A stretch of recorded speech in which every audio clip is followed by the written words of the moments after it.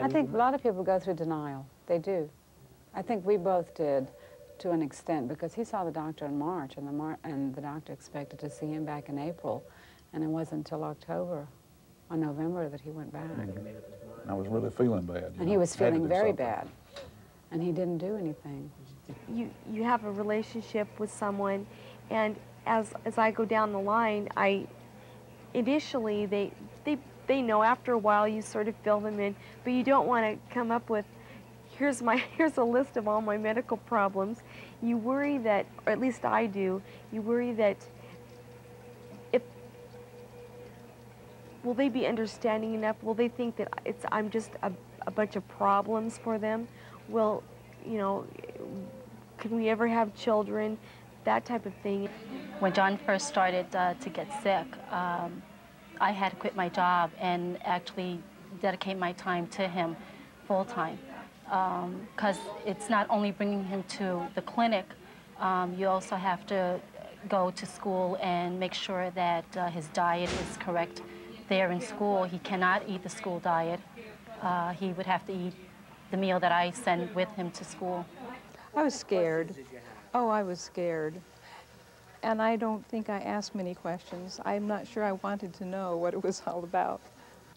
Like I said, it did. It just crushed me when it first happened. This whole health and dialysis and just really totally crushed me. And I was, like I said, I was feeling so bad, and I just wish I could die. I just wish I was dead. And I just wish I could just lay down somewhere and never wake up, never get up. Not so much anything really violent or anything where there's blood, just that I could just lay down, you know, and just, and that'd be it, be over. The most startling thing about dialysis to me was that it wasn't half as bad as I had thought it was going to be. Everybody, you just think it's the worst thing, and I had 10 years of my life to fear this. We are very fortunate in that we're both transplant recipients. We know what it's like, and it happened to both of us before we got married. So we went into our marriage knowing what could happen to ourselves, each of us and the other.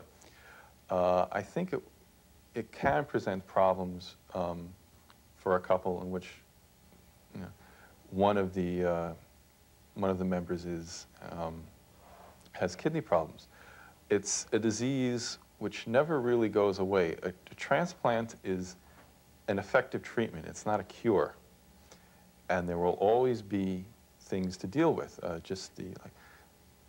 If in an ideal case everything goes perfectly, there's no rejection episodes, nothing ever happens, the transplant recipient is always going to be a little nervous, is always going to wonder, you know, am I going to wake up tomorrow and reject? You're going to go through a regimen of taking your medication every day, etc.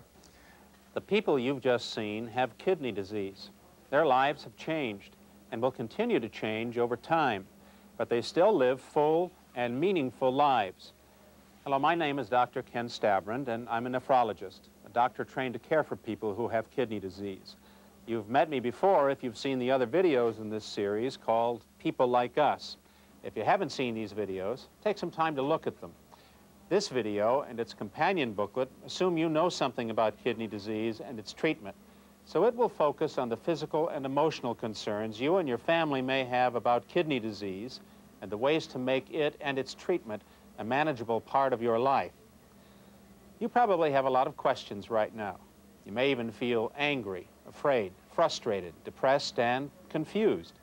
These feelings are natural, and most people with kidney disease continue to experience one or all of these feelings at one time or another. Kidney disease is a lot to handle and can seem overwhelming to you and your family.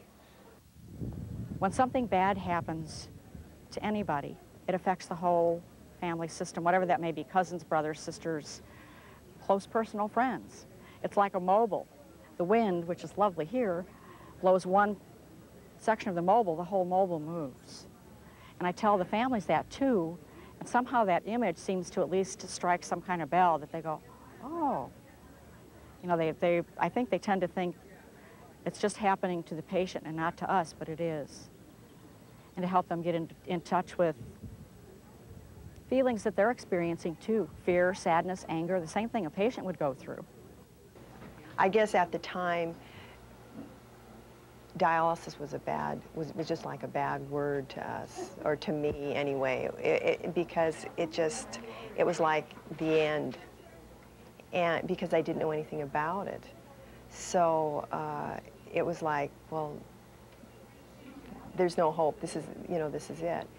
And I knew how she was dreading it, and I think I dreaded it, just the thought that she was going to have to go through it. It's your child, and you don't want them, hurt, or to go through what I knew she was going to have to go through. But I've always planned to get a transplant, and I'd always planned to get it from somebody in my family. I have 6 brothers and sisters, but I have a hereditary disease, so 3 of my sisters are out because they carry it, and one of my brothers was out because he has uric acid problems, and I had 1 brother left.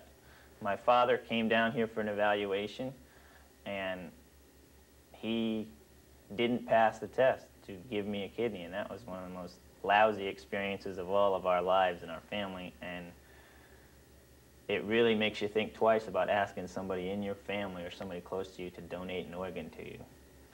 And I think that's another thing, is that people, especially brothers and sisters, are always willing to donate the organs. I think they really need to think sometimes about what it's like to ask somebody to do that for you, because that is not an easy thing. Even if you know they're going to do it no matter what, the concept of really realizing what they're doing for you, even if they're going to survive okay on 1 kidney and all that kind of stuff, I mean, that's, it's hard to ask somebody to go to the grocery store for you and pick up a package of milk, but to ask them to lay down and undergo surgery for you, it's a really hard thing to do. I never read the side of a box of oatmeal or farina or cream of farina or whatever else, and I'm always reading the side of it, see how many calories it has. Everything has sodium, so you really can't get away from it. But I try to read, and if it has a lot of calories, I say, gee, we're going to have some farina today. So we had farina this morning. It has a lot of calories in it, especially with milk. I made the farina with milk today just to beef her up a little bit. And she says, that's too much. But I said, eat what you can and put the rest of it away. She ate it all. I got to play psychology with her. When one's feeling depressed, feeling sad, feeling down, it's a very lonely place. And again, to be able to help someone to express those feelings and give them a different perspective can help them begin to deal with some of the issues that they have to deal with. Everybody deals with it differently, but it seems like kidney patients can deal with it better because there are treatment options for them. And I think once they realize that, there's also a lot to be said for the education that they get from the teams, because it seems like the more you know about it, the people that know more about it are more in control of it and able to work better with the team. The people that are really afraid of it and aren't willing to learn about it are the ones that I see having hard times with dialysis and transplantation and all that kind of stuff. You can't know too much about your condition, about medicine in general, about drugs, about diet, about the machine, about the whole situation. You cannot know too much. The more you know, the more your backup team can help you. And as great as the backup team is, you must not get in a position to where you depend on them to do it for you. When folks look at us, they first think that, wow, you mean you've had a transplant, you've gone through dialysis? I mean, oh, you poor thing. But actually, we don't look at it that way. I mean, we look at it as though we have a very normal life. I mean, there are things that we have limitations, and everybody has their own limitations, but we learn how to maximize on our strengths and minimize our weaknesses. So pretty much, we pretty much live a very normal, productive life. As you've seen, people like you who have kidney disease are individuals, and each has his or her own unique needs and concerns. Coping with kidney disease and its treatment can become easier when you're open about it, when you talk about it to family and friends, to other patients, to members of your healthcare team, and when you learn as much as you can about your condition and its treatment. Whatever your concerns, don't be afraid to ask for help when you need it. Your social worker, the other members of your healthcare team are ready to do whatever they can to make your treatment as comfortable and manageable as possible, so that above all, you can live the life that you want to live. The National Kidney Foundation is a team member working behind the scenes. We offer programs like this video series for you, your family, and your healthcare team on all aspects of kidney disease and its treatment. We also support programs in patient and community services, research, professional education, organ donation, and public information. Please feel free to view this tape as often as you'd like. There are 6 other videos in this series. Each video has a companion booklet, which you may also want to read and share with your family. If you have any questions at all, ask any member of your healthcare team, or you can call the National Kidney Foundation at any time. Your healthcare team is here for you, and we're here for you.